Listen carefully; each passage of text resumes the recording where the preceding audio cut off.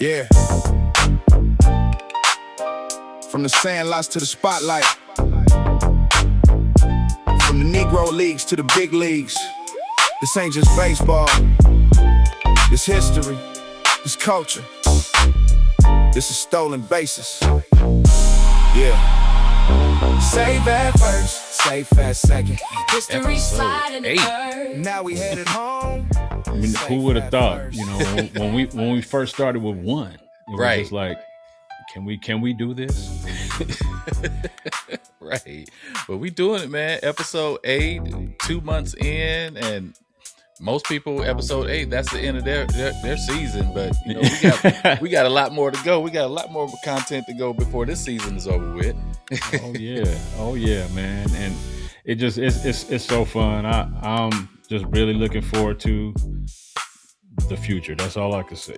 Yeah, same here, bro. All right, let's get it. 3, 2, 1. Hey, what's good, family? Welcome to Stolen Bases once again, where stories are rich, the history runs deep, and the culture always has a seat at the table. We're here to celebrate the past, challenge the present, and inspire the future of Black baseball. So whether you're a lifelong fan like we are, or maybe you're just discovering this game for the first time, grab your glove and pull up a chair, because around here, you see it over my shoulder. We're still in more than bases. We're reclaiming history. Let's get it. All right, man. So here we go. I'm not alone. I'm just one half of this Stolen Bases squad. I'm also here with my co-host, my main man, as they used to say back in the 70s. I'm thinking about my dad and them, my main man, my ace, boom, coon, all that stuff.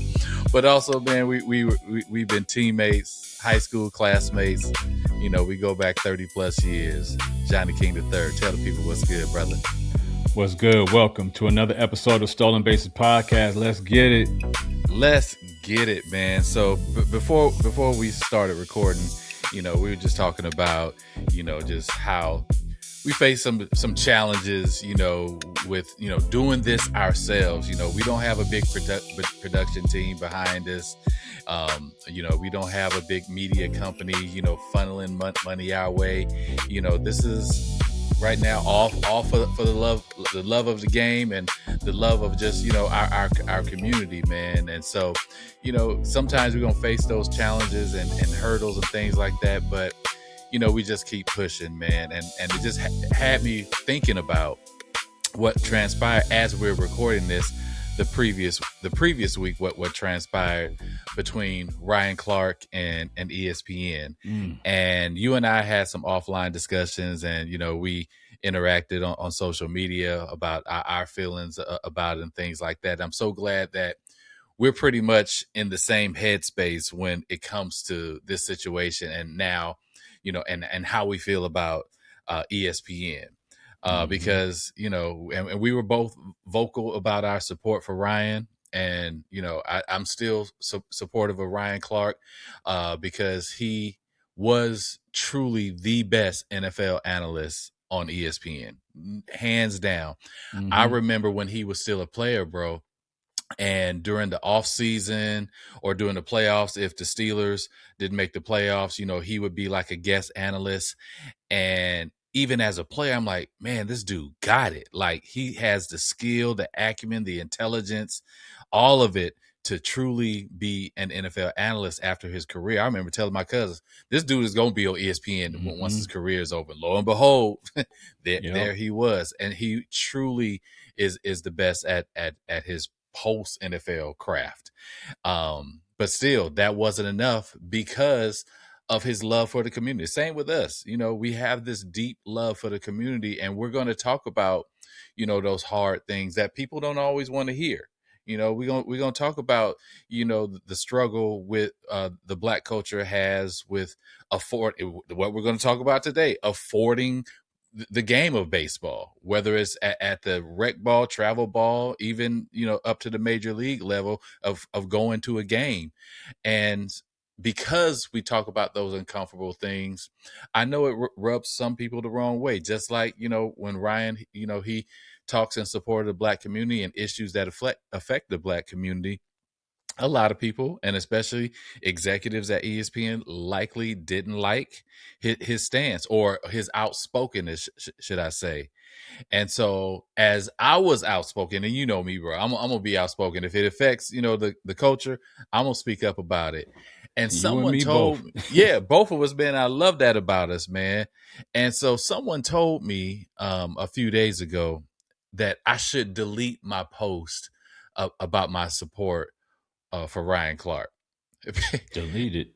I should delete it. And here's why. They said I should delete it because as we get this podcast up and going, and as it grows and we get, more views and a larger audience, of course, bigger media companies are going to come our way. And, there may be an opportunity for us, to maybe sit at a desk on ESPN or something like that. So I know they were saying that out of concern, but he was like, man, you don't want to, close a door of opportunity before it opens to you.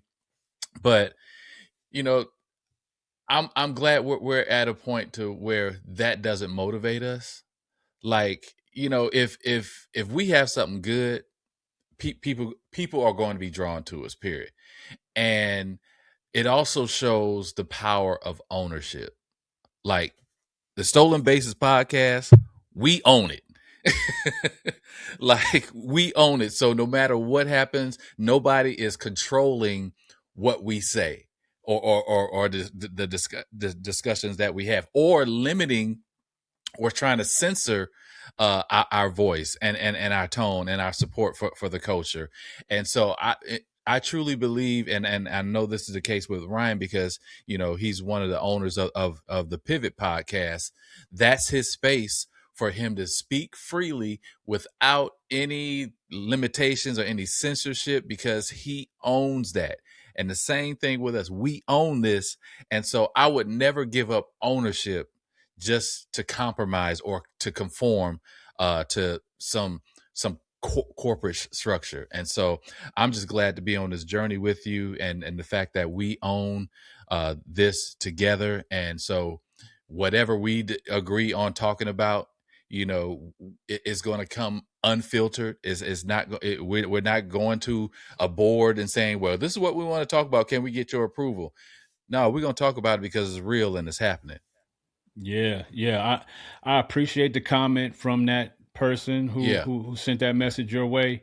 But you could see it over Coach Trey's shoulder. It said, we're still in more than bases. We're reclaiming history. We can't reclaim history if we're trying to stick to current modern day practices of keeping it cush, keeping it, right, plush, keeping it, filtered, softening the message. There's some things that deserve the full threat of whatever it might come with, and it's not a threat. Nothing we're saying is threatening to anyone, but it might be threatening to people's mindsets, and that's okay, because that's what we're here to do: reclaim the mindset that we need to have, that we once had. That's the whole purpose of this podcast. Absolutely. If we conformed and deleted that, if you deleted that message, if that would say that our intent is strictly to get ESPN's eyes on us, strictly to get an opportunity to go onto their network, strictly a business or monetary situation.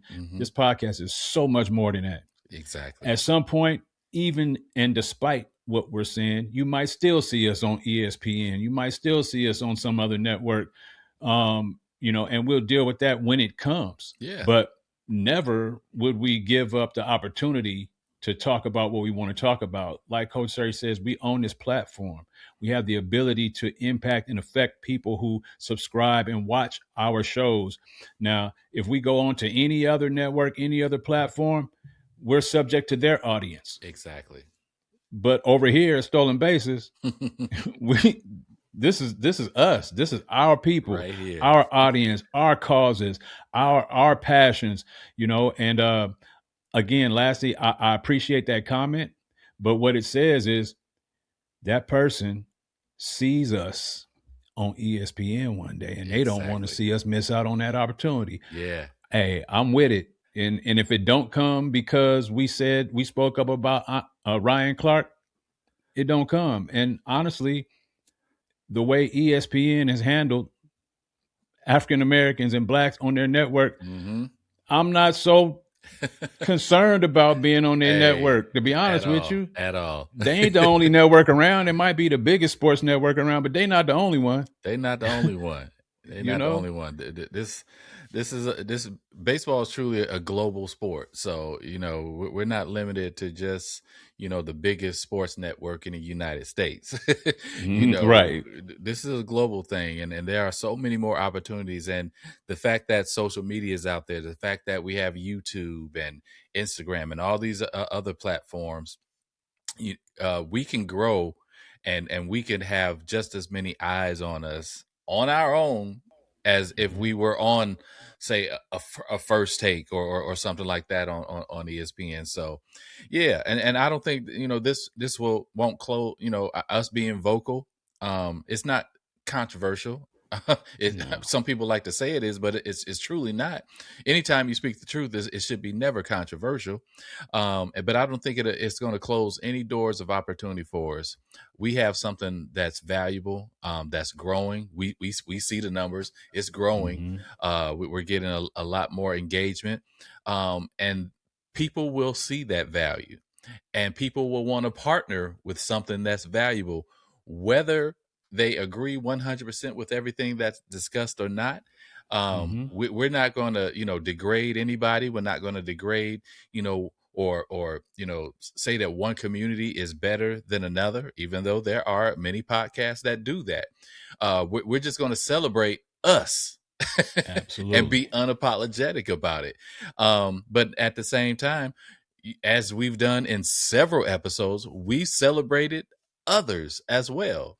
We went ad nauseum talking about Cal Ripken a few episodes ago. Randy Johnson, and so many others, man. Yeah. And we're about to celebrate another white player in just a moment. And so celebrating us doesn't mean eliminating everybody else. And I hope that hits home with so many people, because we see when you celebrate yourself or celebrate your culture, it's now seen as wokeism, is what they call it, or it just seems like or some people will say that's downright reverse racism. It's not. I don't care who you are, what color you are. You should be proud of who you are. If you're a good person, if you're an upstanding citizen, and you have a compassionate heart about you, you should be proud of who you are and your culture. And so that's who we are. 100%. Celebrating us and respecting you all go into the same basket. It does.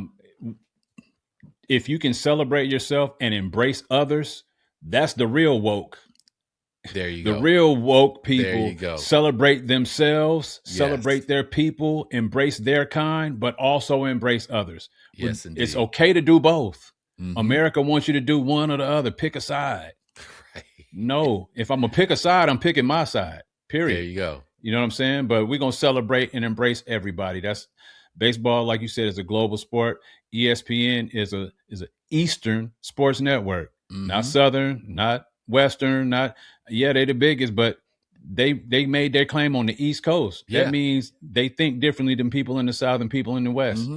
And they operate differently. Shout out to Ryan Clark.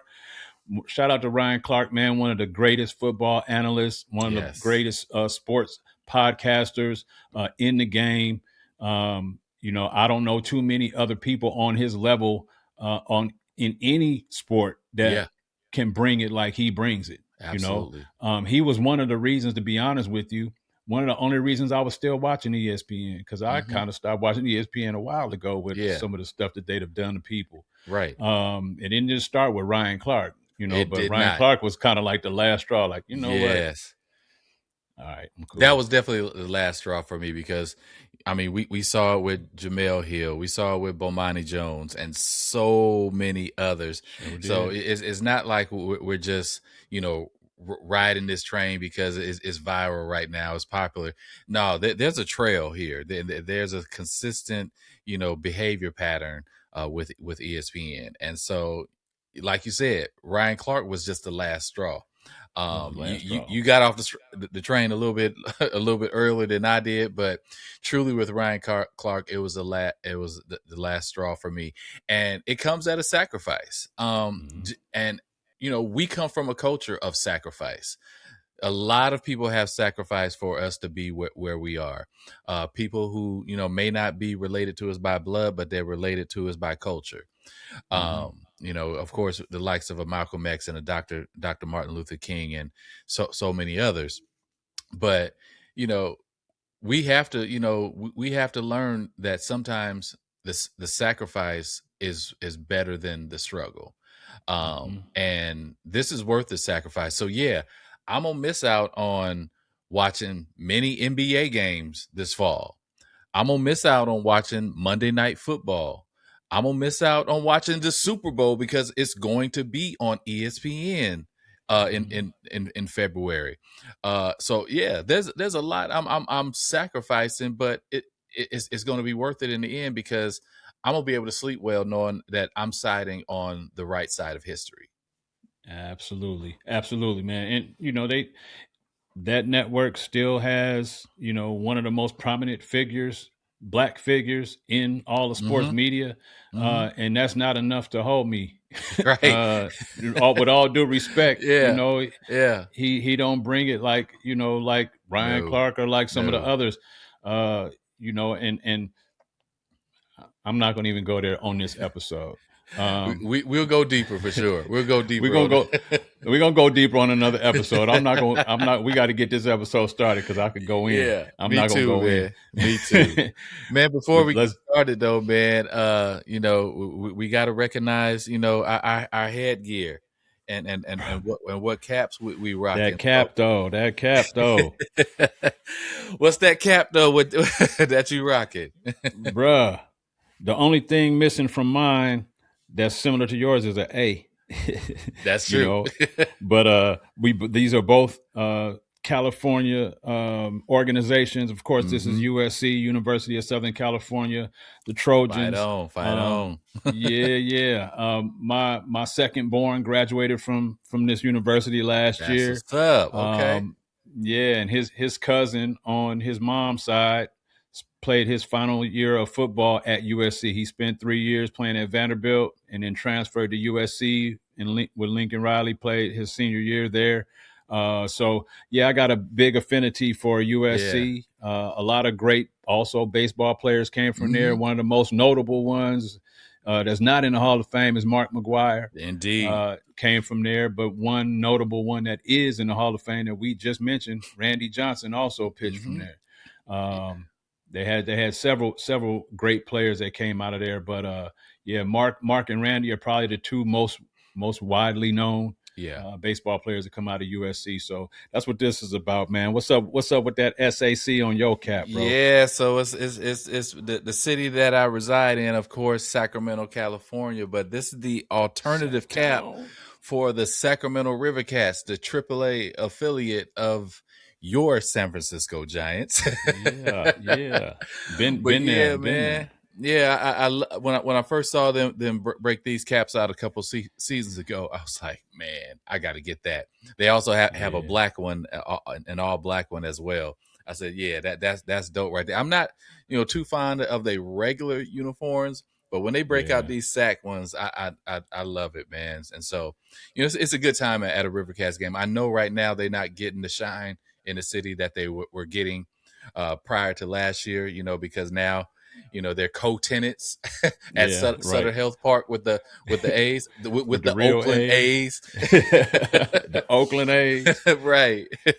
So that's causing their attendance to drop because everybody's going to see the A's games and they're like, oh, I forgot we still had the Rivercats. Y'all still play here? I thought they moved y'all somewhere else. Right.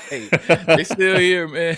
They still here. So, man, and it's a good time. It's a good, small stadium, with good seats. And, when you go into a Rivercats game, the tickets are very affordable. A ticket for a River Cats game that I could get for, about $20-$25. If I were to get that same seat for an A's game, it's going to cost me about $85. So Mm-hmm. yeah, so if you want a affordable experience with the family, and I know there's a minor league team in your city as well. It's a good time at the Mm-hmm. minor league games, man. And so, shout out to the Sacramento River Cats. I had to show the city of Sacramento some love, man, because that's where I reside right now. So shout out to Sacktown.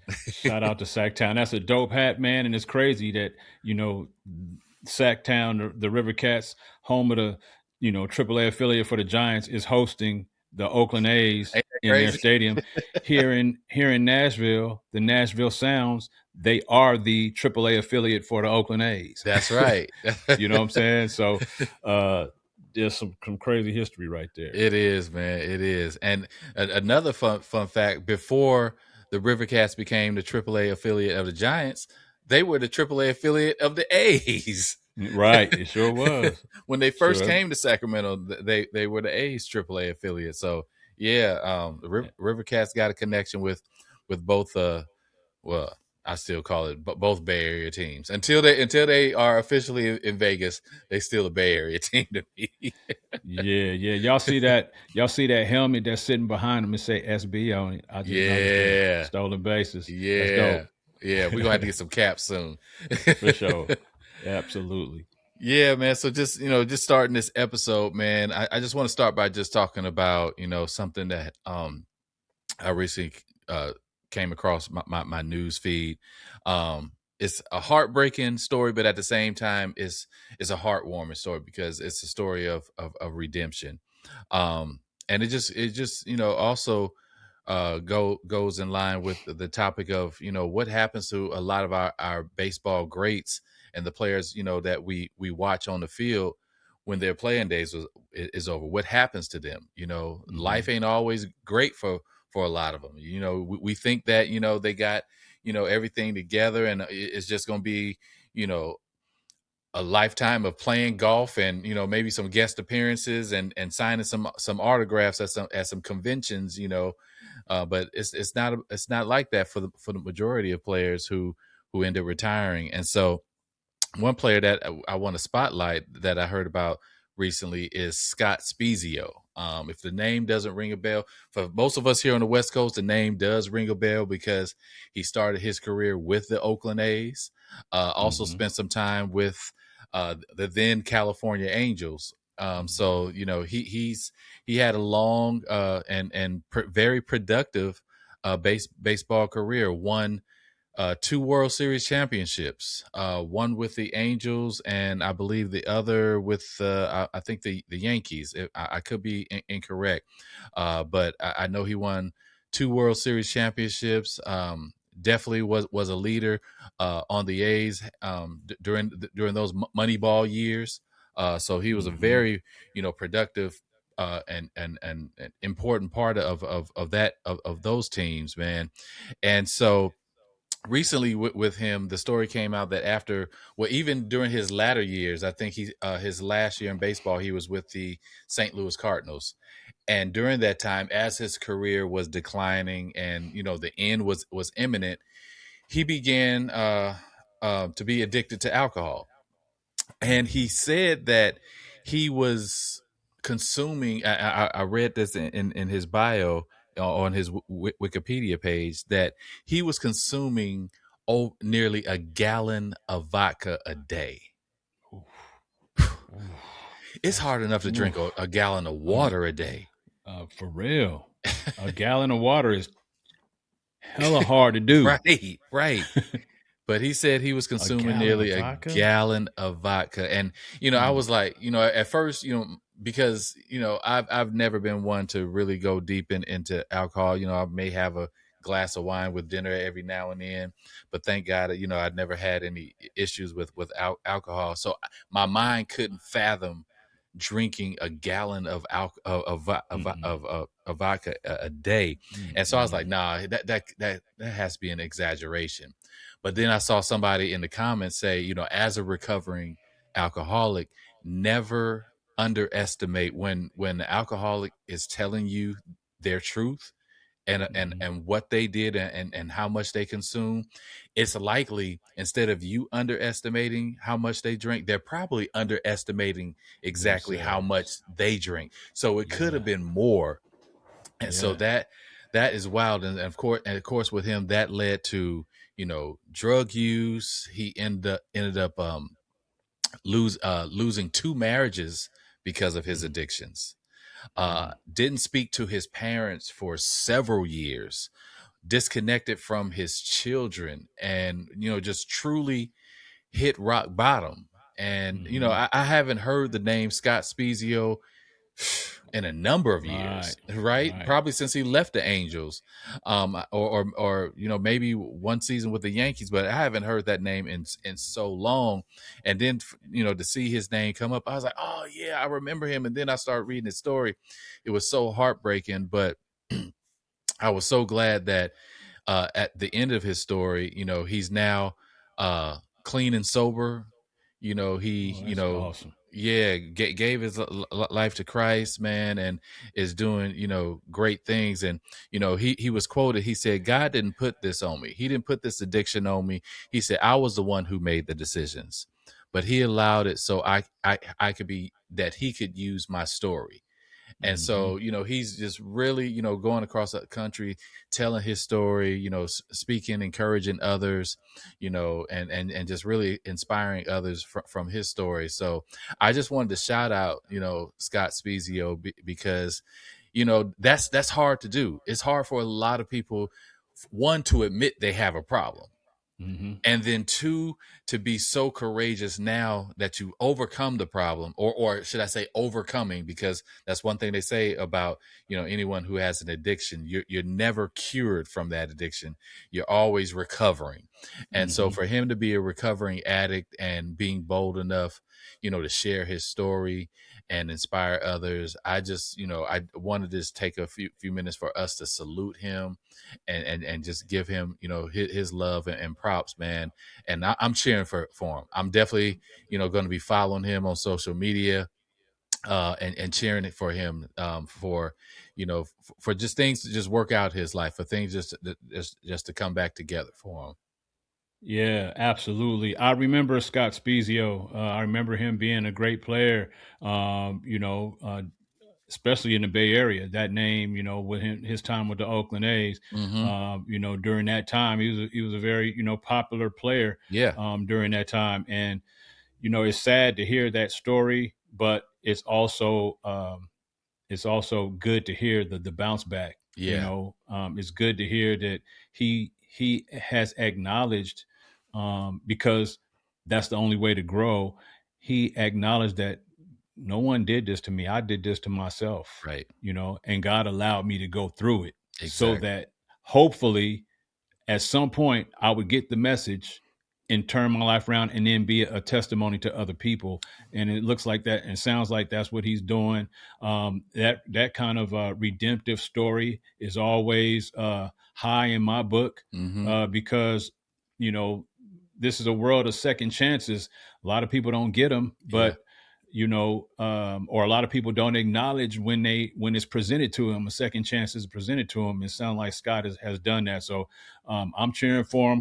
Yes. Kudos for Absolutely. following through with your recovery and continuing to use your story and whatever platforms you're on, to share with the world the impact of something like this, how it could be, but also the power of God manifesting in your life and cleaning you up, helping making you whole, restoring your vision, helping you get over the guilt Yeah. feelings that might have occurred. If you're going through divorces and marriages, and I don't know if kids were involved, but sometimes when you finally sober up, now you got to deal with some of the guilt. Yes. So it's not just recovering from alcohol, Mm-hmm. it's recovering from the mental and the psychological things that occurred during that time and the physical realm that you're living in, what you destroyed when you were going through that process. And so for him to bounce back and for this to be a story of victory, I'm excited for him. Like you said, I'm looking forward to hearing what happens with Scott Spiezio. Indeed, man. Indeed. So shout out to you, Scott. And just know here at the Stolen Bases, you have an open invitation, to share your Absolutely. story, share baseball stories, share your recovery story. So if you ever happen to see this, just know you got love from us, and you got an Yep. open seat here at the Stolen Bases podcast for sure. But yeah, man. 100%. Yeah, and just just talking about life after baseball. If that kind of life, if life after baseball, life after making millions of dollars, life after having people celebrate you, playing a child's game in front of sellout crowds, at the professional level, if that can be difficult, what kind of pressure, and this is our transition, what kind of pressure are we placing on kids who are just now learning to love the game of baseball, who are just now learning to play this game of baseball? If that pressure is on a major leaguer, what kind of pressure are we putting on kids to make it to the major leagues one day? I've heard so many parents, tell their kids, that you're going to be a big leaguer. You're going to get a scholarship. You're going to get all these things. And dude, they 7. Yeah. let them be kids, man. And so it's so much pressure on youth sports, not just baseball, but youth sports in general, that when our kids don't live up to the parents' expectations, it's a lot of pressure with that. And so one of the pressures I think comes from parents are paying a lot of money for their kids to play these youth sports. Mm-hmm. And even though some parents may not be putting pressure on their kids, the fact that you're shelling out sometimes thousands of dollars, and you don't know how to receive if that child doesn't want to practice, doesn't want to Mm-hmm. work out today, doesn't want to play anymore. That's hard to receive, because the natural response is, I shelled out all this money and now you want to Mm-hmm. quit. And so kids are feeling that pressure because of the price of the game, that these parents are paying. Because growing Mm-hmm. up, man, baseball didn't cost much. You know, No. all you needed for one was just a glove. You didn't even need a bat. All you needed was a glove, and the the local rec league was going to take care of everything else. You go Mm-hmm. sign up, and with your sometimes I remember in little league it was as low as $25.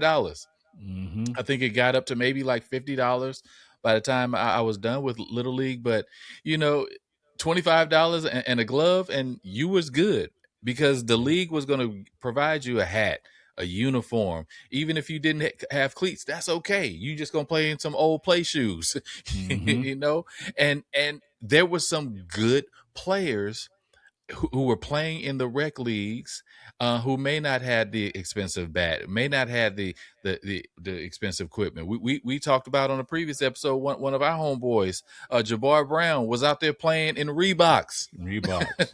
not Killing. Reebok cleats. We talk Tennis about shoes. Reebok tennis shoes, and Sliding in the killing them, batter's box and hitting bombs out the batter's box with some hitting Reeboks. bombs, man. He didn't have to run. He was hitting bombs. Yeah. Yeah. And so you had a full season, little league, you had at least a 20-25 game season, and you're just paying $25 to $50, Yeah. and the season ran from what, like March all the way, till June, when, and if you made the All-Star team, you could be playing throughout the summer as well. But nowadays, family face, these short seasons, or you're playing, you're paying, should I say, per tournament. So every tournament Mm-hmm. you're shelling out money. These tournaments are costing, maybe several hundreds, or even up to maybe even $1,000 per team per tournament. Mm-hmm. So imagine playing in a tournament every weekend in the summer. For 1 month, that's 4 tournaments. So each team is shelling out, maybe up to $1,000, and the parents, of course, are footing that cost. And I'm pretty sure, those were the tournament fees when I was coaching youth Right. travel ball, More than 15, that. 20 years ago. So I can't imagine what these tournament fees are now. And then the cost to get to these tournaments. One thing that I committed to, because, I coached a travel team that was all black kids, and, a lot of single moms were had their kids on the team. So I couldn't say, oh, we're going to fly to Williamsport, Pennsylvania for a tournament, or we're going to fly, up over out to Texas or Arizona for a tournament. No, I made sure that every tournament that we were in was in the state of Georgia, because I didn't want to, put that added pressure. But now, I was just in the airport not long ago flying for work, and I see a travel team, travel baseball team in the airport. They're flying somewhere, and these were like 10-year-olds. Like, Man, what are we doing? And so it's the flights, it's the hotels, all that kind of stuff. So it's not just. Go ahead. I'm sorry, man. No, I just can imagine what these parents are paying now to put their child through one season of baseball, because they're not going to the local rec teams no more, the local parks. It seems like in a lot of communities, especially in the suburbs, all there is travel ball teams. And so you're shelling out thousands of dollars per year just for baseball, with no guarantee that your child is ever going to play at a higher level. Right. None at all. Because, I sent you a clip earlier. Right. That and this guy don't look like us. He's an older white man. Yeah. That was saying that, so it don't just affect, lower income or people in the hood or black people, or non-whites. It's affecting every American kid that loves the sport of baseball, that wants to excel or exceed in the sport of baseball. Because in the travel ball world, it's more about, it's all about the tournament. It's all about the tournament. So, it's not about the teams. It's not about the individual players. It is about the collective group of travel ball teams coming together and playing one another for the glory of saying, amongst these teams, we're the best. Right. But does that mean that, one, those players are the best, and two, that they're being coached properly? That video that I sent you, this guy was talking about, he's been coaching for many years, coached his kids through, and he's seen these players that are 17, 18 years old at these tournaments, 16, 17 years old. They've been playing since they were 6 or 7 years old. They don't know how to bunt. They don't know how to round the bases. Yeah. Like, what? I mean, the most basic things that we learn when you first start. I mean, one of the first essential things I taught when I was a coach, before we picked up a bat, before we picked up a ball, you're going to learn how to run these bases. Yeah. Because what else do we have? I could teach you how to hit all day. But if you don't know what to do when you get on base, or if you don't know how to make sure that hit is effective in keeping you on the base, what does it matter? Yeah. And so we got to get back to the fundamentals. We got to get back to neighborhood baseball. We got to get back to local community parks and recreation leagues, and not look at that like it's some subservient level of the sport that is not going to provide your kid with the opportunity that they need to grow. Your kids' own passion and own desire is going to provide them with the opportunity that they need to grow. And you just got to expose them to the sport. You don't necessarily have to shell out these thousands, tens of thousands of dollars to, quote unquote, make them the best player on the field. Exactly. They're either going to pick it up because they love it, or they not. A lot of our parents in these travel ball situations are reliving their own, their own dreams through the eyes of their kids. They imagine that they wanted to play baseball. They wanted to play in these style of tournaments. They wanted to have some of the glory of winning and all of those things. They won't say it, but a lot of times they're doing it because they want for their kids what they wanted for themselves. And do the kids really want that? Exactly. Or do they just want to play? Most of the time, some kids just want to play. That's it. They just want to play. And it doesn't even have to be organized. You could just send them out in a park with a ball and a bat. I mean, that's how we developed a love for the game. We just went Mm-hmm. out to an open field with a ball and a bat with a couple Yep. friends and just played. It Just wasn't play. about winning championships. It wasn't about exposure, tournaments, or nothing like that. Man, I didn't play in a tournament until I made my first all-star team. Like, Mm-hmm. tournament? What is that? Exactly. Yeah, man. Exactly. I So they never just played want in to no. play. They just want to play. It's too much. And then, when you talk about the financial part of it, not only do you have to shell out all that money for the player to participate in the tournament, but like you said, the hotel, the food, and then what if you're a family that has multiple kids? Right. Not only are you shelling it out 2 or 3 times, but you got to pay for food for all of those kids. You got to pay for hotel stay. You got to pay Mm-hmm. for all of the different things that it requires to take your whole family out of town weekend after weekend. It ain't just the $2,500, $3,000, for that season.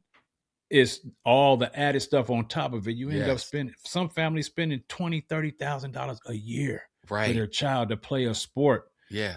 that he might not or she might not ever excel at, to the point Mm-hmm. where, is going to return some money back to them or provide them with a scholarship or something like that. Just let the kids play, man. Just Let the kids play. And, just going back to the video that you sent me and that parent, he was just talking about how, the kids just don't know the fundamentals. And by sharing that, we're not saying that a parent who wants to volunteer and coach their child's team, that you don't have the skill set to do that. I applaud any parent that wants to go out there and volunteer and coach their child's team. But we're just talking about basic fundamentals. We're not talking about first and third situations, and all that type of. We're just talking about fundamentals like bunting, running, hitting, catching the ball. yeah. Those Mm-hmm. type of things, which most of us as parent, we know those simple things. And so definitely, if you're a parent and you want to be a part of your child's life and them growing up in sports, volunteer.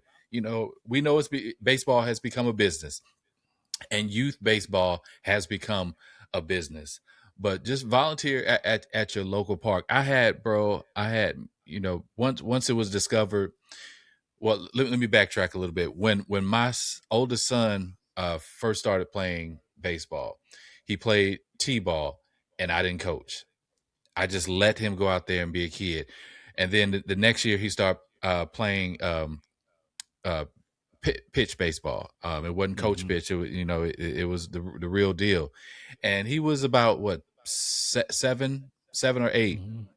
And this was a new team, and I was just a parent. I would, be in the bleachers and just enjoying watching my son play. And so as word got around, as other parents got to know me and my family, they realized, oh, you used to play. And you used to play this game at a fairly high level. Why ain't you out here coaching? And so Mm-hmm. I didn't want to be one of those overbearing, parents say, oh, I know more than you, so I'm gonna come out here and take over. No, I wanted my son to just develop a love for the game without me imposing my love for the game on him. And so, then the coaches asked me to come and start coaching with them, and I obliged.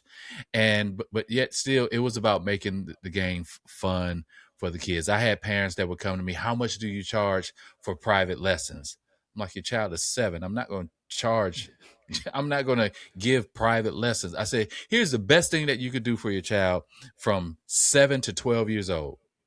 Buy them one ball, a tee, and a net. You done spent probably maybe $100. Put that in your Mm-hmm. backyard and let them go at it. Mm-hmm. Let them go at it. If you want them to be a great hitter, let them practice on a tee. That Mm-hmm. you don't need to go to the batting cages every week, because now batting cages are going to cost about $40-$50 a week, an hour. just to be in a cage. And so a lot of parents can't afford that. But so it's just a little bit too much added pressure that we're putting on kids at too young of an age, to where by the time they done spent a couple years in the game, they don't have a love for it anymore, because it almost feels like a job. Like you're spending your entire summer, a lot of these kids, playing baseball, traveling, go tournament to tournament. And it's a lot of stress when you don't perform at these tournaments, because your parents have paid all this money for this tournament, and then y'all don't come home with a trophy. Mm-hmm. Yeah, and then the weight of that's crazy. And then the weight of it for the kid is, there's 12 to 15 kids on this travel team. Some of those kids won't even see the field, but yet their parents are paying, going out of town, spending all this money on hotels and food and all this. And some of those kids won't even see the field. They're on the team. Yep. But they're the 14th or 15th option. Mm-hmm. And if we never make it that far down in our lineup to need you, then you're just a reserve. But yeah, we expect you to be here. Exactly. And that's extremely discouraging for some kids who just want to play. Yeah. Like, yeah, I'm excited. I get to go in this tournament because I want to play. They're not thinking I get to go. I want to go so I can sit in the dugout and wear this all-star uniform and say I was a part of the team. Most kids don't care nothing about that. They want to play. Exactly. And that's why, I love Little League baseball so much, because you're required to play every player on the roster in Little League. But when you're playing for these travel teams, it's no requirement. I could just play my start 9 and that's it. And that broke my heart. And, even though I coached the travel team, I wanted to make sure that everybody on that team got an opportunity to participate, because I knew that their parents, were paying for them to be here every single week. We're in a tournament and these parents are divvying up the cost for the tournaments. And I was like, this is, I would be doing a disservice if they're paying out all this money just to watch their kids sit the bench. Nah, we not doing that, man. And even though, some parents are very supportive and they understand that their child isn't the best. I saw a recent Instagram video where this black mom, her son was on a travel team, and he was, discouraged because he didn't get any playing time for the entire tournament. And so his mom, took him to the side and said, I am still proud of you. I'm still proud of you, because every one of your teammates, when they came off that field, you were there giving them high fives, cheering them on the entire game. You were an important part of this game, even though you never stepped foot on the field. So shout out to parents who do that. But there are so many parents who will lose their mind if their child isn't on the field, because again, going back to the cost. And then they confronting the coaches. I done paid all this money and you not playing my son. I done dished out all this money for flights and hotels and food and all this other kind of stuff, and you're not paying my son. And so it just causes a toxic environment. I saw it so many times with these travel teams. The environment gets so toxic because, the money is driving these parents to respond certain type of ways. They don't feel like they're getting a bang for their buck. Oh, they're gonna flip out on the coaches. They're gonna flip out on the umpires. We're gonna talk about one of those situations momentarily. But money, like it says, money is the root of all evil. We sometimes do some crazy things when money is involved, and so it just goes back to the question. Are we really developing better players through these tournaments? Or are we just simply selecting kids whose family can't afford the journey? Yeah, I think it's the latter. Yeah. We're selecting kids whose family can afford the journey. And like you said, it goes back to the money.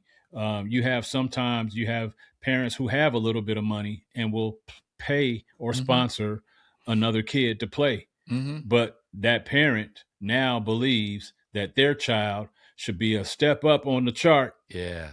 Because they're paying. So if you got this more talented kid that can't afford it, but this other parent with money is paying for them, but now the coach is at a dilemma. I got the most talented kid here, but his parents ain't paying. This kid that's not as talented, Mm-hmm. his parents shelled out all the money for this player, that player, and that player. And now that parent is forcing or putting pressure upon me as a coach to make sure that their kid plays a significant amount of time because of the money that they shelled out. Right. And it all points back to, are we talking about developing talent in kids? Are we talking about teaching them the game? Are we talking about equal opportunity to make sure these kids have a good time and can play the sport? Or are we just talking about economics? Because at this point, travel ball is all about economics and it's not about sport. Oh yeah. To me, it's not about the sport. It's just about the economics. It is sad, truly man. is, man. And I think I was a witness to the change happening as I was, coaching youth teams in the early 2000s.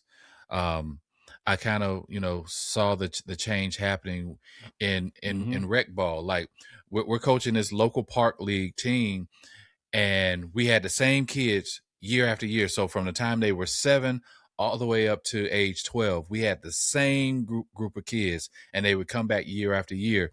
But each year, the park league would lose a team, like the entire team. They would be gone because the coach has took those players and created a new travel team. And so every year we would see another team depart. And so as I'm watching this and then seeing how much these coaches are charging the parents for their child to be on the team, for one, now you got to, pay for these expensive uniforms and probably multiple sets of uniforms, equipment. Now they got to buy new equipment because, the local park was providing the equipment. When I signed up to coach, I would go to a coaches meeting and the local park would give me one of those big army duffel bags with about 4 bats in there, catcher's gear, a few extra gloves, some a few cases of baseballs, everything that I needed, to coach this team. But now with the travel team, now we got to buy new equipment, which is very expensive when it comes to baseball. Every kid now needs, and this is another thing on a lot of these travel teams, the requirement is every kid must have their own bat. Yeah. So now you're talking about every kid got to now not only dish out, $1,500, $2,000, $3,000 just to be on the team, but now another $500 to $600 for a bat. Yeah. And so, like you said, it goes back to the economics of the game. The economics and and it's not just the parents and the coaches. We got to put some of that pressure on the manufacturers of Indeed. in these sports apparel companies and sports equipment companies, some of the biggest ones to the smallest ones, Nike included, Yeah. Are putting a lot of pressure on these tournaments. Like if I'm investing in this tournament, if I'm investing in this organization, putting some seed money behind this organization so you can run these tournaments all across the country throughout the year, I expect a return. Yeah. So here's the rule. Every kid must have their own bat. Why? Because I'm Easton, I'm sponsoring this, and there's some greater opportunity for some more Easton bats to be purchased since every kid has to have their own bat. Right. Like that kind of stuff. You have companies like this one who, will provide travel bags, bags, baseball bags. But there's a cost to that. Yeah. They're giving you the bags this time, but they want something in return. It's not just here, we want your kids to develop. It's here, take this. And now when you're done with this, we need you to come over here and spend this money and do that. Oh yeah. It is just a cycle, a money pit to me. Travel baseball at this point, I thought my son too. My son made an all-star team. It's just like you said, the rec league. We were coaching in the rec league, and year after year, the exact same experience you had, you'll see, 10 or 12, 15 kids will be pulled out of that league, created a whole another travel ball team, and those kids are no longer playing in the league. Yep. Those coaches are no longer at that field because they're doing travel ball. Those parents are kind of happy. They think they're happy because, man, my son got picked. He's part of this elite group of kids coming from this area, until they realize they're the ones spending $3,000, $4,000, $5,000 now, where they were spending $150 before this happened. Yeah. You know, Yeah. and my son went through that same thing. He made the travel ball team. I mean, he made the all-star team, Mm-hmm. which they then toured around in Right. these tournaments. But after the second tournament, man, I promise you, I was like, no, we're not doing this no more. Yeah, man. We traveling, from Nashville to Alabama, deep in Alabama, sitting in 95-degree heat in the middle of the summer, and it's humid outside, and it's about to storm outside, and we just waiting because we waiting for the rain to pass by, or the lightning to pass by. Mm-hmm. So you spend all day there, when the game's supposed to start at noon, it don't play till 6 o'clock.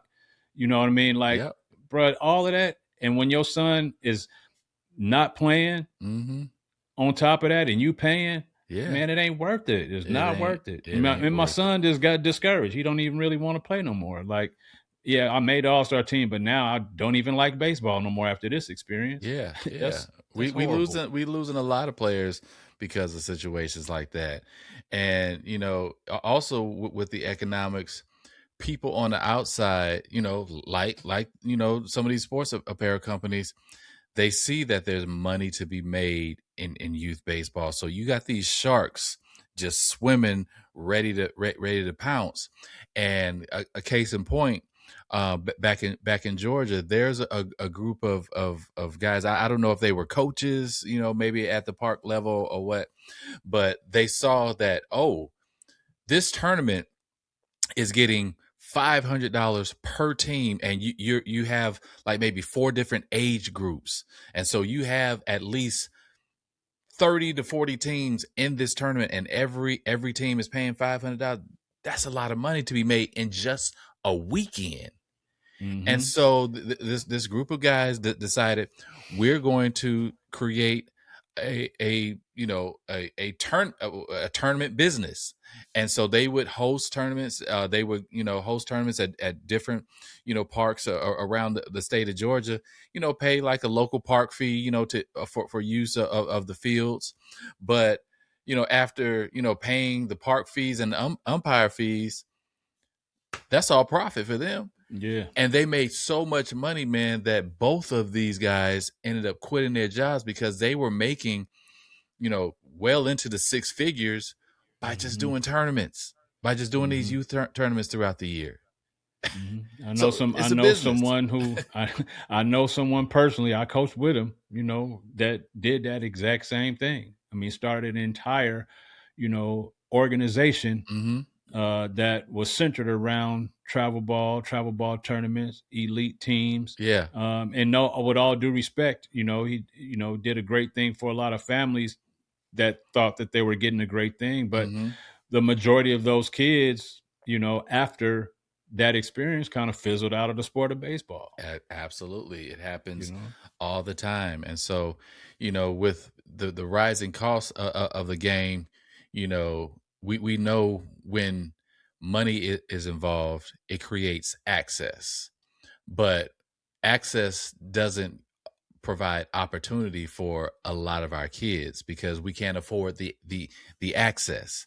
And so when we think about the decline of Black players in baseball at a young age, is access is the main thing because we can't afford the access. A lot of park leagues are shutting down because of that rising cost of baseball and because most players are now playing in these travel tournaments. So it leaves a lot of our kids in the inner cities, a lot of our kids from Black and brown communities here in the United States, trying to figure out do we continue to try to play this game or do we sign them up for something else, go play basketball or football because they're still thriving in the local parks. And so it's just a byproduct because of the lack of access and a lack of affordability that we see this decline in our hometown. We see the decline. You say it at the end of every episode, the baseball factory that is Vallejo, California. And that's truly what it has been historically. But as I drove through our city a couple weeks ago, bro, I'm seeing some of the parks that we played at some of the little league organizations that either we participated in or our classmates that they played in these leagues, they're no longer there. I drove over in East Vallejo on Rolling Wood Avenue, passed by Pennycook Elementary, which is now closed, but passed by Pennycook Elementary, and if you keep going past Pennycook, you're gonna run into East Vallejo Little League. That's gone now. I mean, it's you can see the fences and the backstops, but it's just a bunch of dead grass, no league there anymore. And so I hate to see that. I hate to see it, man. And so park leagues, little league organizations, local little league organizations are just dying by the handfuls, not just in Vallejo, but throughout the country. So imagine the great players that came. I could count, several players that came out of East Vallejo Little League that I end up playing with at Vallejo High or when I played JV at Hogan High. So imagine those great players who some went on to play college, some end up getting drafted. Imagine how many players in that area of East Vallejo who will not get those same opportunities, who will never pick up a baseball because there's not a local league. They can't afford to go across town to North Vallejo. They can't afford to go across town to Callan Field. And so it's so many kids who are missing out on this great opportunity to just play a game and fall in love with the game because there's no access in their local community. And this is not just happening, like I said, not just happening in Vallejo. It's happening in Oakland. It's happening in San Francisco. It's happening in New York. It's happening in places in Florida, Miami. It all over this country, we see it happening. And I don't want us to say, oh, that little league team that all black little league team that made the World Series a few years ago from Chicago. I don't want that to be the anomaly. I don't want that to be a historic story and we never see that again. But the way the game is going now, that might be the only time we see that again. Yep. Very sad. Yeah, you're exactly right. I mean, the game of baseball at the youth level needs a reset button. It does. We need to hit the reset button on youth baseball and start all over from scratch. Even if it means, so let's say, East Vallejo, there has to be a handful of parents that says, hey, we want to bring baseball back to this area, this community, and start from the smallest age groups. Start with 2 teams. I remember when I played at North Vallejo, when I played T-ball at North Vallejo, there was only 2 teams. It was a red team and a blue team. I was on State Farm. That was red and white. And the other team was DNS Plumbing. They were blue and white. A lot of these people that we talked about, Damon Hollins, Durante Hollins, a lot of these people that we've mentioned in the podcast before, they were on one of these 2 teams. And we played each other every Saturday. Yeah. We knew who we was going to play. The same 2 teams every Saturday. We played a game. Sometimes we played 2 games, the same 2 teams. And, but it developed a nucleus of athletes, of baseball players. Many of those players went on to play high school baseball. Some of them went on to play college baseball. A few of them went on to play in the pros. Yeah. And one of them is a Hall of Famer. Exactly. You know what I'm saying? There you have it. So that's where you get that from. You get that from starting that nucleus. And I think in East Vallejo and different cities across the country, they could take a small field. It don't even have to have a fence because in T-ball, they not hitting the ball that far. Right. You know what I'm saying? You just need a base path. You need a base path. That's it. And a couple of lines to make sure they know where to run and where not to run, what's foul and what's fair.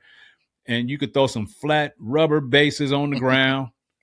You know what I'm saying? Remember those flat floppy? Yeah, I remember. Drop them on the ground. Just throw them on the ground. All you're doing is teaching these kids to play. It ain't about the uniform and the bat bags and all of that at T-ball. Yeah. Just put a bat in their hand, buy a bucket of balls. You don't even have to have a bucket. You can have 3 or 4 balls at a T-ball. That's all you need. That's all you need. Enough for them to maybe warm up with one another and then put a ball on the tee and let them go to town. That's it. So I hope this is just some encouragement for maybe some parents out there to, just restore, the local baseball leagues. And it may just start with you. It may just start with one team. It may just start with just two teams playing each other every week. But just allowing kids to play. And so I hope some dads out there, some moms out there are encouraged and just maybe motivated to be the change that the game truly needs. But at the same time, when we talk about parents have played a role in this game, the youth baseball sport changing and not always for the good. And so a lot, like you mentioned earlier, a lot of especially dads are living vicariously through their children, because they didn't make it to a high level. They're now putting all that energy into their son or their daughter to make it to a higher level. And so it just causes, a lot of toxic environments we see happening in youth sports. And case in point, another video that I saw recently at a Perfect Game tournament. If those of you who don't know about Perfect Game, it is probably the most, when we talk about this access and the cost, Perfect Game is probably the most elite of the youth baseball tournaments and organizations in the country. And speaking of just seeing the change happen, I was living in Georgia when Perfect Game was getting started. They're based out of Georgia, and so I saw that happen where they just started at a local youth park league and expanded. Now they have this huge multi-field facility, hundreds of acres of land in North Georgia. And so I saw that change. And so recently at a Perfect Game tournament, there was a game being played. I believe this was a 16 and under team. And so the team was, I guess there was a hit to the outfield and there was a runner on second and the runner was rounding third to head home. And the umpire called the player out. It was a close play at the plate. Umpire called the player out. After looking at the video, I would agree the player was out, but of course parents didn't like the call, and so you could hear a dad in the stands yelling at the umpire, cussing him out, all this kind of stuff. So the umpire paused the game for a minute, and told the coach of that team, get him out of here, get that parent out here, send him to the parking lot. And so the parent said something to the umpire again, and the umpire thought he said, "I'll meet you in the parking lot." When you listen carefully, he said, "I'll watch you suck," as an umpire from the parking lot. But all the umpire hears all these parents yelling at him, and he hears this guy say "ow" from the parking lot. And so the umpire was like, "Did y'all hear that? He just made a threat to me. Yeah, forfeit the game. The game is over." And so then, of course, everyone's yelling and angry and trying to defend the parent. That's not what he said. And just calling the umpire all types of names. Whether or not he made a threat to the umpire or not, the fact that his behavior led to him being ejected from the ballpark as a parent. You've paid for not only your child to play in this tournament, you probably had to pay an admission fee, because that's another thing at a lot of these tournaments. Parents have to pay to get in. They've already paid for their child to play, but now I still got to pay to come and watch. And so you paid this money to come and watch your child, and then you act a plumb fool to the point that you're cussing out the umpire who was there just to help. Umpires get paid, but they're also there, to help develop your child. And sometimes they're going to make a good call. Sometimes they're going to make a bad call. And if you can't help your child grasp that idea, that's why I really don't like the new ABS system in baseball, because it's telling players now that I can override the umpire's decision. If I don't agree with your decision, then I can challenge you. And so we grew up at a time where we knew umpires were going to make bad calls. We knew that sometimes a call was not going to go our way. We lived with it. But now parents are getting to the point where they're threatening, becoming violent, cussing out umpires And it's just causing now, because of your behavior, you cause your child's team to lose. And so now it's a waste of money being in this tournament, because now they're forfeited and eliminated from this tournament, and you've been ejected from the ballpark. It's just not worth it. It's just not worth it. And so I really believe that some of these parents, especially dads, which I see it with some moms too, but these dads really need to check this as, why are you really here? Are you here for your child, or are you more here to live vicariously through your child? Yeah. Man, that I relate to that a lot. I've seen a lot of parents act the fool in the stands. You know, as a coach, I remember telling my parents, if you act a fool, I'm going to take it out on this team, which your kid is on. I'm coaching it. So if you act a fool, your kid might not play. I might forfeit the game. So there you go. Act accordingly, because, you know, we're here teaching these kids responsibility, teaching these kids ethics. We're teaching these kids, you know, moral standards centered around the game of baseball. And you acting a donkey is not part of that. Right. Man, here's a real true story. I'm going to kind of make it short as I can. Yeah. But I was coaching youth football in Duluth, Georgia. Duluth Youth Football. I was the president of the organization at the time. I had been coaching in the league for about 4 years, and they kind of nominated me to be the president. I didn't want to do it, but I did it. Right. So I'm the coach of this 10-year-old football team. I'm the president of the league. There's a kid on my team who's a quarterback, but he's a backup quarterback. Okay. He's the tallest kid on my team, black kid. Had a cannon for an arm. I mean, this dude could throw the football like 40, 50, 60 yards, something like that as a kid. But he was scary. He was scared. You know, he was really scared of contact. Yeah. So that made it very challenging for us to put him in the game, because he would fumble the ball a lot. He would, you know, he mess up the play, because as soon as he feel a little bit of pressure, he losing it, you know. And long story short, we had practice all week, just for him to get into 2 plays. I said, it's going to be 2 special plays. I'm going to put you in at an advantageous time so you can let your arm go. Yeah. We can try to take advantage of this defense on 2 times in this game. I didn't tell his dad is none of that. I just told him, we're going to put you in the game. So I guess he went home, told his dad, you know, Dad, coach, he going to start. Not start me, but he going to let me play. I'm going to be able to play quarterback. Started quarterback, was in the game. We were doing really well. An advantageous moment came up. I said, I'm going to put this kid in the game. Yeah. Called the play, put him in the game. We had rehearsed it over and over and over again. First play, I mean, he threw the ball. I mean, he let that thing go. And the receiver just didn't get to it. It wasn't his fault. Right. The receiver didn't get to it. Yeah. So, all right, cool. Took him off the field. Now, he was only meant to be in for that play. I wasn't, this one like you getting ready to get in and play a whole series. So I took him off the field. I could hear his dad in the stands chirping. There you go. You know what I'm saying? Yep. So later on in the game, this is halftime. Now, halftime, I'm talking to my team. Dad's still over there chirping. Second half, another opportunity just like that came up. I put him back in the game. Right? I put him in the game.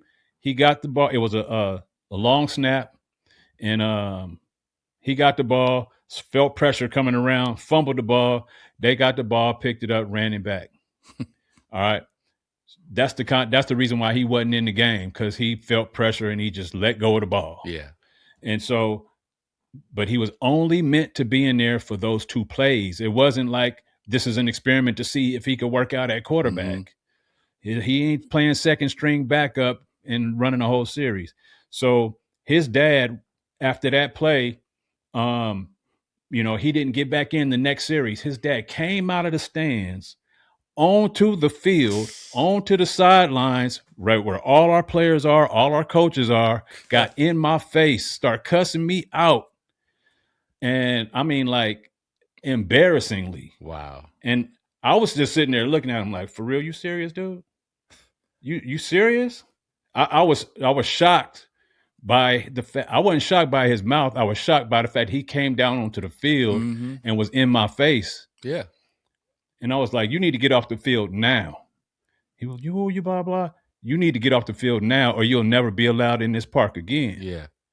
And he blah, blah, blah. So my coaches, got him.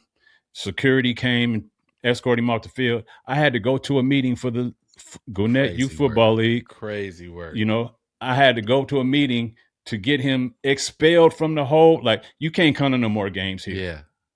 Because I'm not scared. That ain't the reason why I'm doing it. But the way a lot of my players was like, whoa, they hearing and seeing all of this. Right. And it almost got to blows. Like some of my other coaches was like, I'll knock this dude out. Keep on talking. I'm just trying to I'm the top dog there. So I can't act a fool. Yeah. And it's just crazy. Like parents will go to that extent because of it's okay to love your kids. It's okay to want for your kids, but you have to understand you're not the person out here coaching these kids. Yeah. The coach has a responsibility to each one of those children and all the other parents to make sure not only they're well prepared for the game, but that they have fun doing it. Yeah.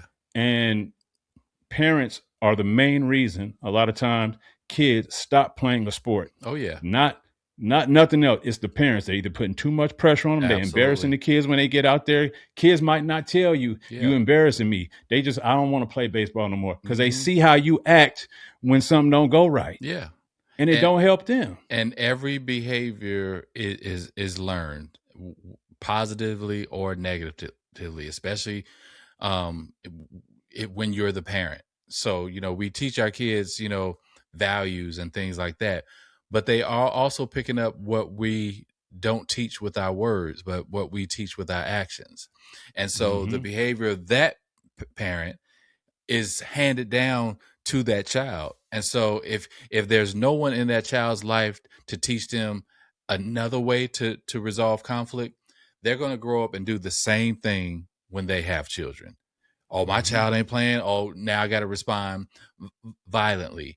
And so it just that behavior just continues and just recycles itself generation after generation. And so there are so many parents, man, who are just living this fake dream through their kids, thinking that their kid is, the more playing time they get, that they just, one step away from getting that D1 scholarship or getting drafted or whatever.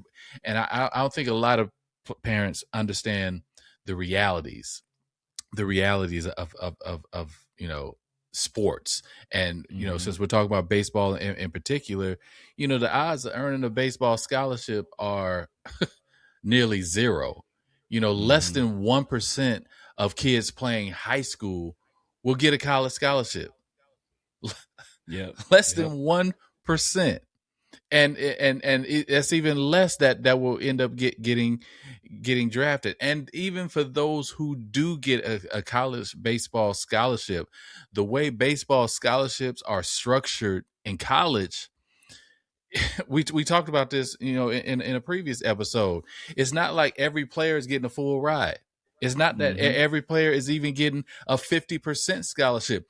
Most players are getting somewhere around 10 to 15%. So if tuition is $10,000, they may be getting $1,000 scholarship to play baseball. They may be getting $1,500 to play baseball. And then they got to get financial aid. They got to get student loans to cover the rest because of a way baseball scholarships are structured. The coach is giving a certain number of scholarship. If they're giving 20 scholarships, but they have a roster of 40 kids, they got to divvy up those 20 scholarships among 40 kids. And if you got, a blue chip player who is going to be a star and has potential of being drafted, in order to recruit that player, in order to retain that player, you got to give that player a little bit more. And so maybe someone who's second string, maybe getting, playing, sporadically, now you're just giving them, pennies, truly pennies. And so a lot of parents don't realize that, it's an opportunity. It's a possibility to play at the next level, but that doesn't mean it's going to be a free ride. And so, Mm-hmm. I don't think a lot of parents understand that. They don't understand the grind that it takes. Even if they do get drafted, the grind that it takes to survive playing in the minor leagues. I know for a fact. You're not making a lot of money. Yeah, you may have gotten a signing bonus, but as far as what you're getting paid on a regular basis, it's pennies, and they're not paying for your housing. You're probably paying rent, to rent a room at someone's house who lives nearby the stadium, and they rent out a room in their house to the players each year, but you're paying that family a few $100s a month. You're maybe making maybe $3,000 a month playing ball. It's a struggle. It is a struggle. So most players don't make it big. They don't make the big money. And parents have to have that realization that let my kid focus on just enjoying this game. And if something happens, it's just extra. It's just a bonus. It's just a blessing that if they make it to another level, but prepare them for life. Don't prepare them for a life of baseball. Prepare them for life. And I just don't see parents doing that because they didn't make it. They got cut in high school. They didn't get an opportunity to play in college. They didn't get drafted. And so now they have this chip on their shoulder and they hand that down to their child to say, you got to make it. And it's just unnecessary pressure on kids, and more times than not, kids just decide, you know what, forget this. Once they become a young adult or a teenager, like, you know what, I don't want to do this no more. I'm done. Yeah, we got to get back to we got to take it back to the fundamental. Yeah, with explaining to parents and kids when they first enter the sport of baseball what this is really about. Yeah. Those odds, those percentages, those numbers need to be told from day one. Mm-hmm.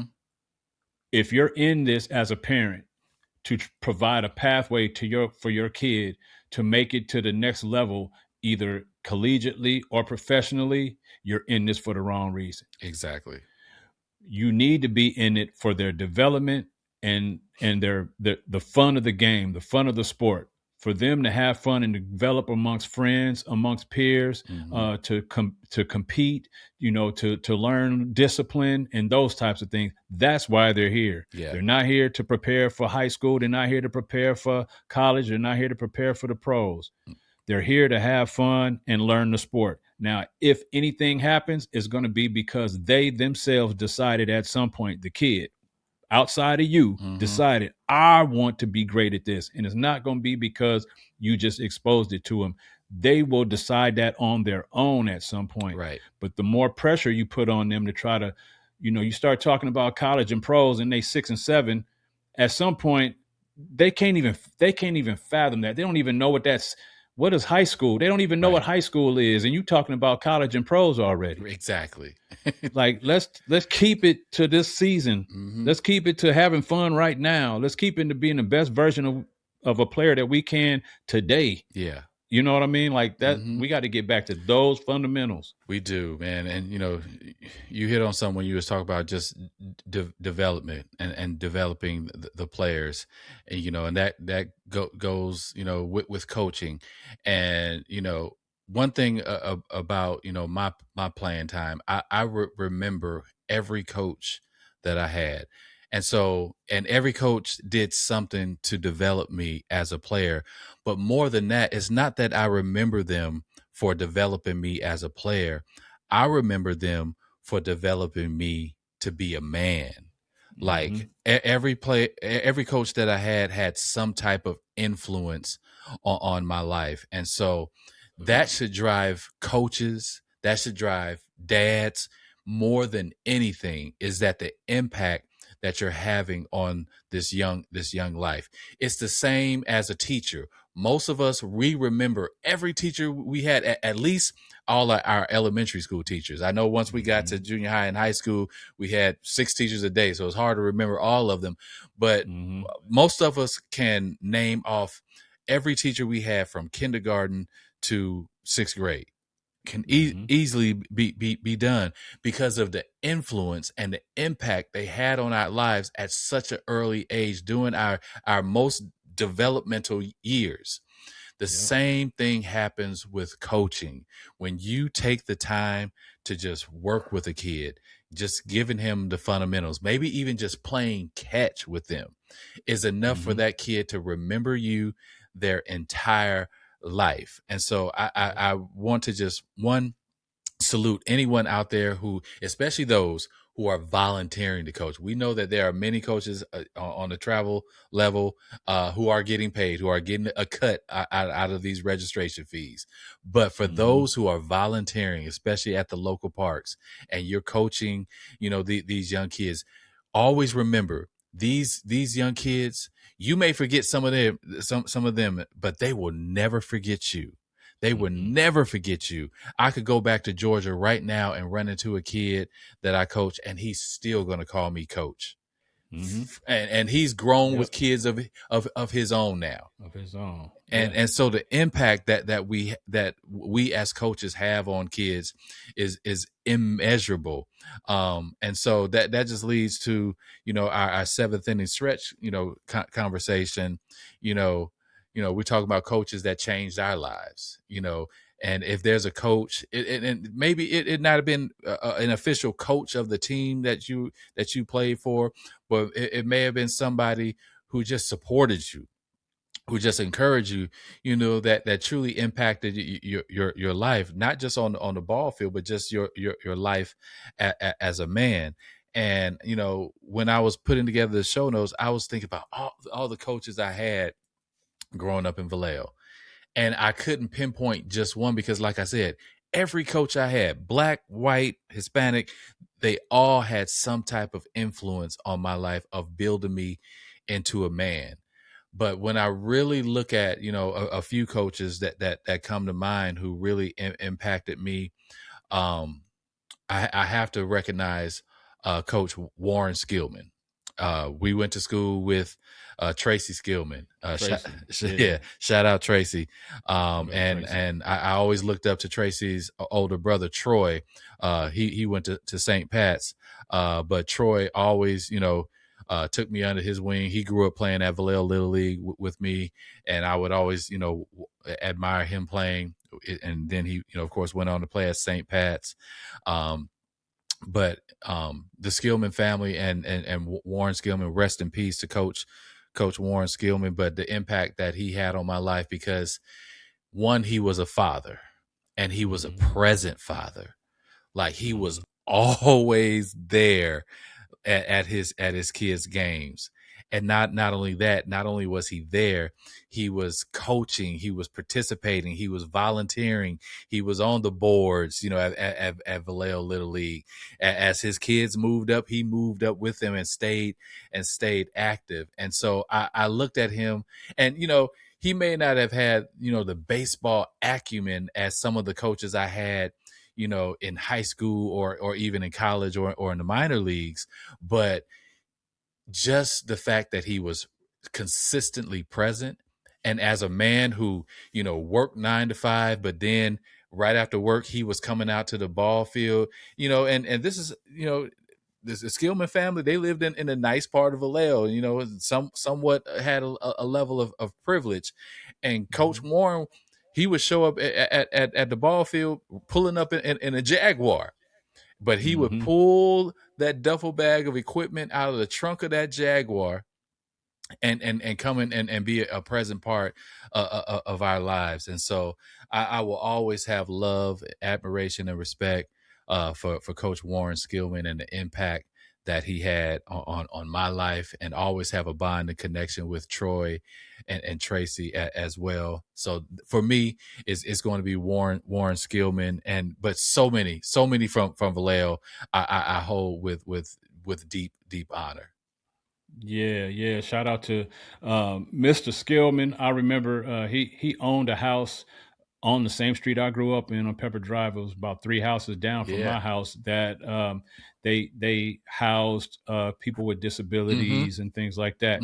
So I would see Tracy there on the weekend sometimes, and remember him from that experience. And I remember that Jaguar. That's why I smiled. If y'all see me, I smiled when he mentioned that Jaguar, because I thought about him pulling up in front of that house in that Jaguar. I remember that.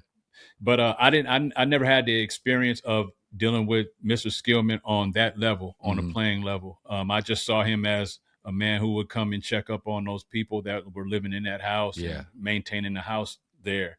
And I knew Tracy as a good kid, growing up. And but coaches in Vallejo, to me, I didn't have nearly as much baseball experience as a kid as you did. Like I said, I started in T-ball and played 1 year minor league, and then I stopped until 10th grade. So my coaching experiences came from other coaches that, like, in high school, middle school.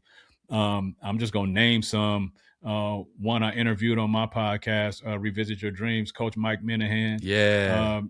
Even though he wasn't a baseball coach, he was a wrestling coach. Fun fact, he was actually one of my coaches in Little League.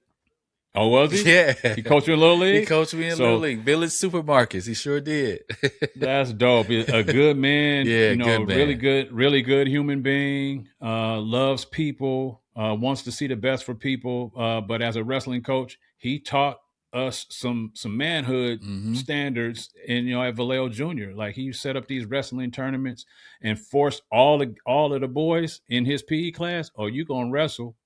You might now. Everybody's gonna go through this training. We're gonna go through. I think we went through like a whole 3 weeks of training before he set up these tournaments. And you gonna wrestle. You might get slammed. You might lose in the first match, but you gonna wrestle. And so he toughened everybody up. In that sense. Coach Mike Wilson. Once I started running track. Oh my goodness. Oh man, Wills. A man that Coach Wilson, man, he didn't say a whole lot until he needed to say it. But you respected what he said because you knew it was coming from a place of love and passion for what he was out there for. Oh, man. Yeah, man. Yes, Coach Wilson. I didn't run track at Vallejo, but because, he was also a PE teacher, I had him as a PE coach. He just instilled so much, whether you were on the track team, of course, later, he became the varsity football coach. But, during our time, he was the track coach. But it didn't matter who you are because, Mike Wilson is Vallejo. And absolutely. He likely knew your parents. He likely went to school with your parents. I know he went to school with my mom and dad. Right. And so because of that connection, he connected with us. Oh, your last name ever? Oh, I know who your daddy is. I know who your mama is. Oh, King? Yeah, man, I know your daddy. Exactly. Yeah. Him and his wife, Miss Hazel. His wife was the same. Hazel was the same. Yes. Hazel was the same exact way, man. Yes. They treated you like family. Every kid in Vallejo was their kids.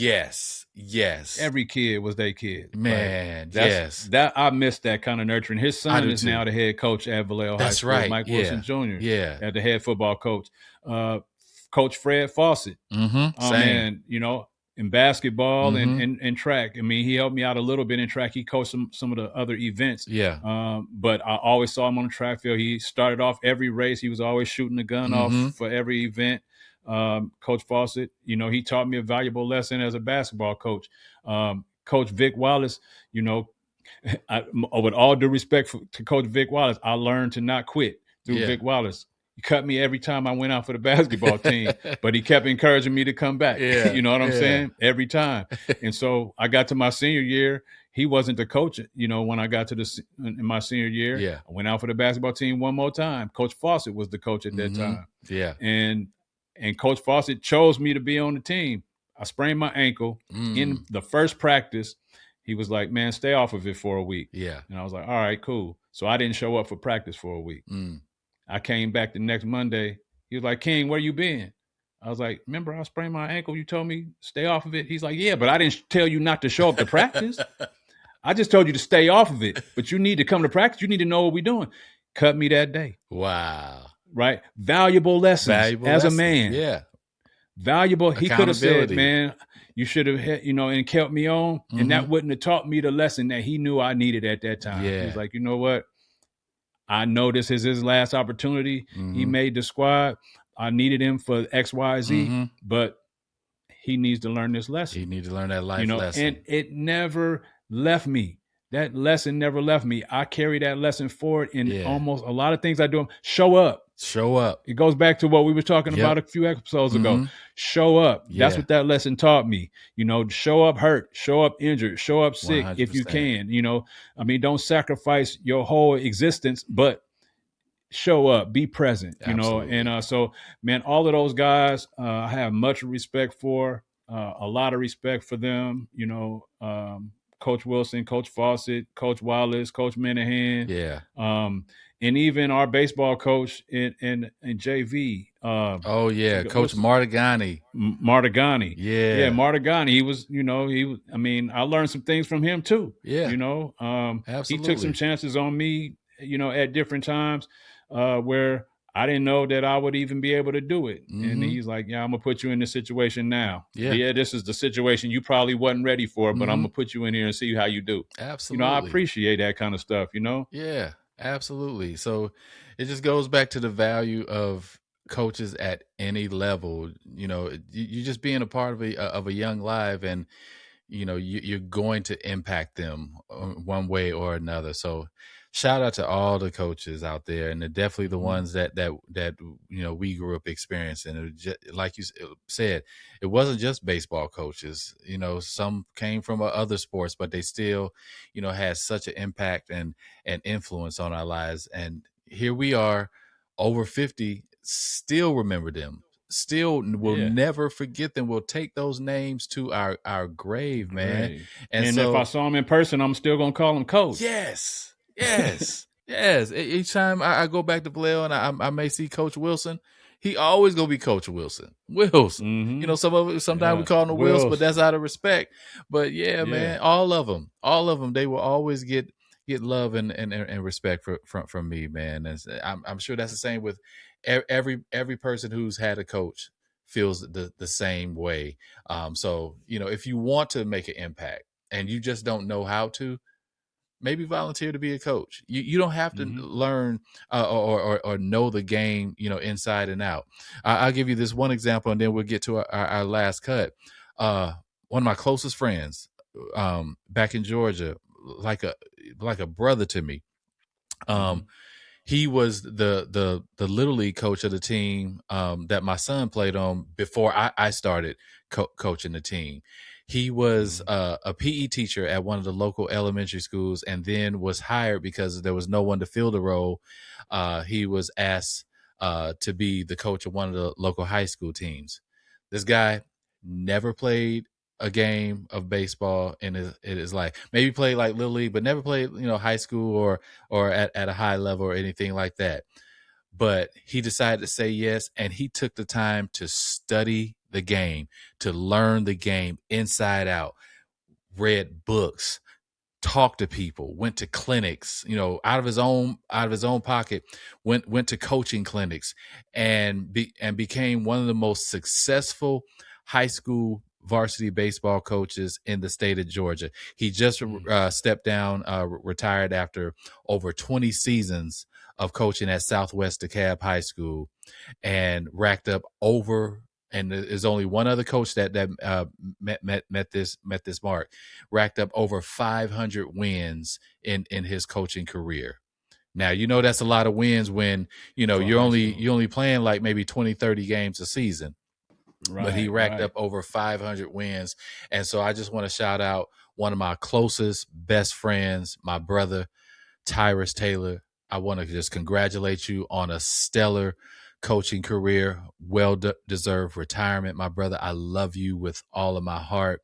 You are such an inspiration to literally hundreds, if not over 1,000 of young men who came through, whether it was Redan Park or came through Southwest DeKalb High School. And I was so honored and privileged to be there to coach alongside you for 8 years, and to see the impact that you had on so many young men, and see a lot of them who would have never, ever had an opportunity, not let alone just to play college baseball, but to go to college. Some of them didn't even think they had the ability to go to college. And because of the work that we put in together, we saw so many young men go to college. We got so many kids an opportunity to play ball at the college level who would otherwise not had an opportunity because we did the work. So I just had to, just before we wrapped up the show, I just had to give him his flowers. He just announced, his retirement from coaching. He's still teaching. He's still teaching at the high school, but he's done with coaching. So shout out to you, my brother, Tyrus Taylor, for just doing what most of us wouldn't do. Put in the work, and like you said, man, showing up. Showing up. I love that story, man. Congratulations to him on that on his retirement. Congratulations to him on winning over 500 games. In the cab. That's a challenge. So yeah, shout out to him, man. And kudos. Most of those teams, man, all black. So, that's dope. All that's black. Even better. I love hearing that. Yeah, man. So I really want to get him on as a guest, just for him to share, some of his experience of coaching an all black high school team, for over 2 decades, and also just give him his flowers as well. But man, just one of the funniest dudes that you'll ever meet. So I'm pretty sure he's gonna come with some stories, some of the stuff that we experienced coaching an all black team, like. These kids brought them their unapologetic, authentic selves to the ball field. Man, I'm looking forward to that. I want to hear some of those stories for sure. Yes, indeed, man. So I just had to show him some love, man. But we're about to get out of here in a minute, man. But it's time for that last cut. Yay! Let's go. I'm gonna put it right across the plate for you now. Come on, man. I'm Tony Gwynn today, so even if you throw it in the dirt, I'm still finna hit it. You still gonna hit it. All right, so here's your last cut question. Okay, your 10-year-old. So just imagine you have a 10-year-old son. Your 10-year-old comes to you and says, "Dad, I don't want to play baseball no more. I want to play basketball, or I want to play soccer, or I just want to try something different." What's your response? First off, right away, I'm asking him, just, and not out of anger or frustration at all. Just, well, why do you feel like that? Yeah. Why do you feel all of a sudden, or just now, maybe it's not all of a sudden to you. Maybe you've been feeling like this for a while.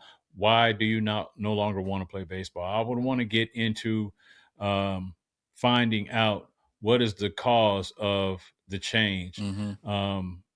And be on. I want his honest feelings. Yeah. Because you never know what it could be. It could be he don't like playing outside in the heat. It could be he don't like being the only black kid on the team. Yeah. It could be he's good at baseball, but when he at school playing basketball, he has more fun with his friends on the court playing in PE. I want to find out, what those are. It could be that I could see myself being a basketball player. I can't see myself being a baseball player. Could be. So I wanted to start focusing on basketball. I don't know what it is, but I definitely want to find out why and get to the meat of it. And if it is a matter of somebody said something to him, somebody's treated him unfairly, those kind of things, we could talk around those challenges. Right. We could coach around those challenges. We could educate around those. But if it's truly that I've done this for 3 or 4 years, and Dad, I just really, and I'll tell my kid, I want you to be totally honest. I'm not upset with you. I'm not going to, discipline you, or just tell me. If he said, Dad, I just don't like playing it no more. It's not fun no more. Nothing wrong with that. There's nothing wrong with that. Yeah. But I would drill deeper. Like, okay, what part of it is not fun? Is there any part of it that is fun still? Yeah. Yeah. Because if there is a part of it that's fun, then he may not be totally dismissive of the idea of continuing to play it. It might just be he doesn't see a way around that issue. Yeah, maybe not playing on a high competition level, but maybe just playing in the local park, or something like that. That's why, the value of the local parks is still so important. So yeah, I get it, man. And I agree with you. I would have a similar conversation with mine. I would also ask, because I want to do a little bit of a self-reflection. Do I play a role in the reason why you don't want to play? Because I know, because I've played this game, I don't want to make sure that I'm imposing my will on you or putting too much pressure on you to meet, my expectations, or, to go beyond, where I did in the game. So that's one thing. But also with that, we as parents, we know our kids. And so there was probably evidence long before the conversation was had that they're just not feeling it. Like the energy is just not there. And so sometimes it's about us as parents, maybe even initiating the conversation. Hey, do you really want to play this game? And if you don't, it's okay. If there's something else you like to do more, it's okay. I had to learn to embrace that when my son, stopped playing baseball after high school. Even though I was opening doors, to get him to play college, I negotiated, for him a way for him to walk on at Alabama State. But he decided, that's just not the route that he wanted to go. He had some other talents and gifts, and I'm glad to see now, he's, working in his talent and gifts. My daughter early on, I hope that she would play, softball or something like that. But she didn't. She wanted to do theater, and I supported her in that. So it's just really important for us as parents to just support our children. So again, I agree with, just having those conversations with your children. And, as we get ready to close, this episode, today's conversation just isn't about baseball. It was about the kids, and it's really about their future. It's also about the families and the coaches that we talked about. It's about communities that keep this game that we love alive. And if we're serious about growing the game of baseball, we have to make sure that talent isn't just priced out and joy isn't coached out.